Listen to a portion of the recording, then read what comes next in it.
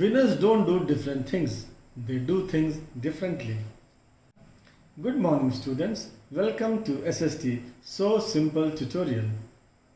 In the previous class, we learnt about hunger, hardships and popular revolt. In February 1848, Louis Philippe was driven out from power and a republic was established in France. We found that the revolution was carried out by the poor, unemployed and the starving people. It was a reaction of people against hunger and hardships. Today also we will read about revolution, but this time we will find that the revolution is led by the liberal middle class. 1848 was a year of revolutions. From west to east, Europe was threatened with outbreaks. The changes in France inspired men and women of the liberal middle class in Germany, Italy, Poland and Austro-Hungarian Empire to fight for national unification.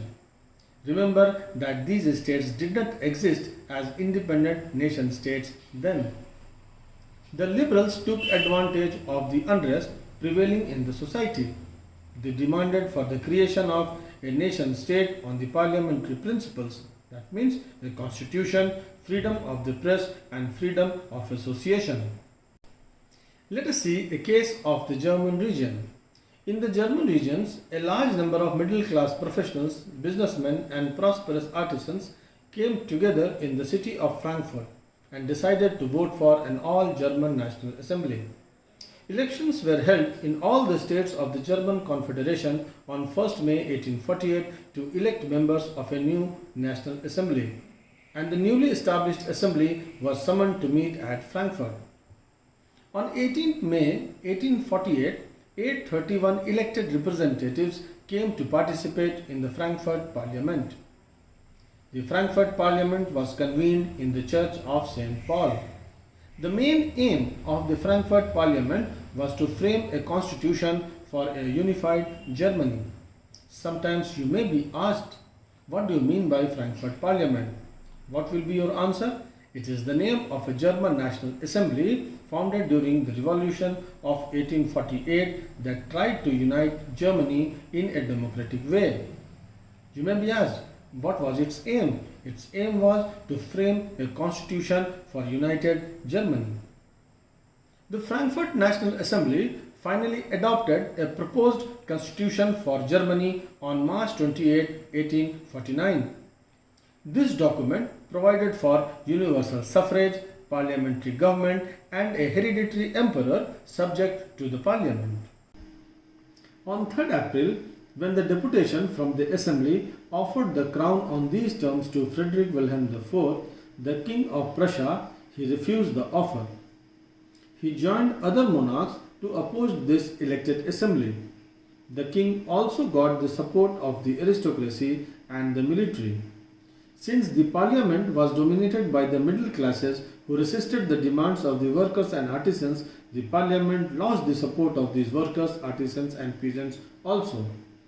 Lastly, the troops were called and the assembly was forced to disband. So, Frankfurt Parliament that tried to create a unified German state failed to achieve its objectives. Let us now discuss about the status of women. See, women have always been participating actively for years, but there has always been a controversy on the issue of giving them political rights. You can see through source C. You will find 3 different views on this issue. I don't want to deviate now and go there. You read it yourself. You may recall they were made passive citizens even in the Constitution of 1791 in France. Women had formed their own political associations, they had founded newspapers, they took part in political meetings and demonstrations. In spite of all this, they were denied suffrage rights during the election of the assembly. Even when the Frankfurt Parliament was being convened in the Church of St. Paul, they were admitted only as observers to stand in the visitors' gallery. You can well see that on the slide. This is the picture of Frankfurt Parliament being held in the Church of St. Paul. Women are sitting in the upper left gallery. Let us now see the final outcome of the Revolution of 1848. Though conservative forces were able to suppress liberal movements in 1848, they began to think how long this cycle of revolution and then repression would continue. There must be some end to it.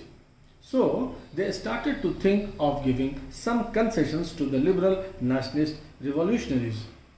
Hence, in the years after 1848, the autocratic monarchies of Central and Eastern Europe began to introduce the changes that had already taken place in the Western Europe before 1815. Thus, serfdom and bonded labor were abolished both in the Habsburg dominions and in Russia.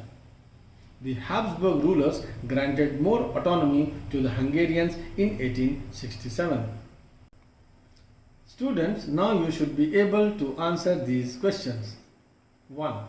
What is the significance of the events of 1848 for France? What do you mean by Frankfurt Parliament? Examine the role of women in the nationalist struggles of Europe. What were the consequences of the liberal revolution of 1848? With this, we finish the topic of the day. In the next lesson, we will discuss the unification of Germany. Till then, keep reading and have a nice day. Thank you.